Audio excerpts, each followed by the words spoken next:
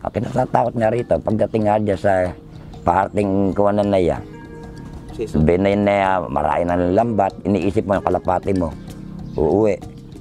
Ganyan, tapos hindi makakauwi, ano isipin mo din na lambat. Hindi ka ako nakauwi ang puta ragis eh. Napakaganda ka ako ng katawan, nag-ahabol pa ka ako.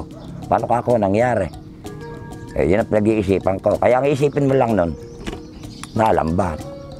Kumisang bumaba, nadalo ng barel. Hindi naman uuwi yung pagtinamaan eh. Yun, hanggang buhay yun. Basta nakalipad, nalayo sa kwan, magpapatuyo ng dugo yun. Basta natuyo yung dugo nun, pag hindi na ako, tsak, uuwi sa'yo. Siguradong uuwi, basta natuyo yung dugo. Hindi uuwi nung araw na yun yun, sa akin magkikinabukasan yun. O 2 araw. Pahirap din kalaban pa, yung isa, yung Falcon. Dito naman, sa gawin na yun ang kalaban. Nangyari nga sa amin, yung una-unang bukas yung CL na yan, laro kami, isa 5 buwan. Isa, laro ko rin. Kaya pagpayabahan niya ako rin.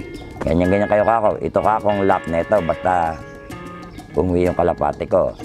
Susunod ka ako, napakatulin yan. Pinakuha niya din nangitlog.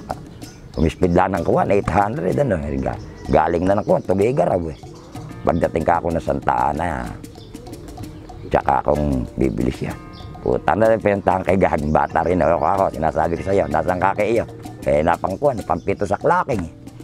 Napampito, eh, yung kako, sinasabi ko, nag-1 mo na mahigit, kulang 1-2. Kaya lang nung dumating ang 6 na pamputang na. Lintik ako nakana ng Falcon, umuwi alas 8 ng umaga, magkasunod pa yung 2. Parehas may kuwan sa likod, may dakot. Magkasunod pa ako umuwi. Puta na nakakulang yun, na pang-4 overall. Eh, nakaleading. Kakunan kasi, hindi naman kasi lahat ng may itlog eh.